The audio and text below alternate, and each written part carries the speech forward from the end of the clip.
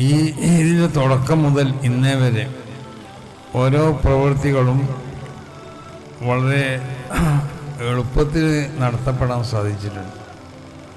അതിൻ്റെ അർത്ഥം അല്ലാഹു സുബ്ഹാനഹു വ തആലയുടെ പ്രത്യേകമാവുന്ന സഹായവും അള്ളാഹുവിൻ്റെ തൗഫീഖും അള്ളാഹുവിൽ നിന്നുള്ള പ്രത്യേക തഈദൊക്കെ ഇതിൻ്റെ പിന്നിലുണ്ടെന്നുള്ളതാണ്.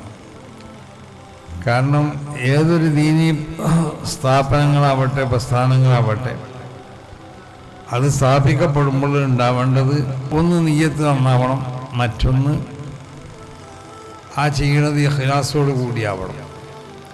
അതാണ് ഇവിടെ സഹോദര പ്രസംഗത്തെ സൂചിപ്പിക്കുന്നത്. വേറൊന്നിനും ബദലായിട്ടല്ല എന്ന് പറഞ്ഞത്.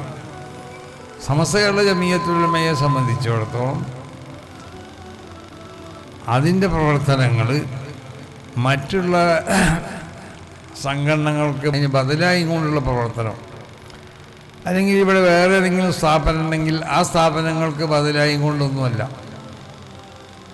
ആവശ്യമാണെന്ന് തോന്നുന്ന സ്ഥലത്ത് ആവശ്യമാവുന്ന സംവിധാനങ്ങൾ ഉണ്ടാക്കിക്കൊണ്ടിട്ട് സമസ്ത കേരള ജമിയത്തുൽ ഉലമ നടത്തിക്കൊണ്ടിരിക്കേണ്ട ഒരു ദൗത്യമുണ്ട്. ആ ദൗത്യം സാക്ഷാത്കരിക്കപ്പെടാൻ ആവശ്യമാവുന്ന പ്രവൃത്തികളും പദ്ധതികളൊക്കെ നടപ്പിൽ വരുത്താതാണ്.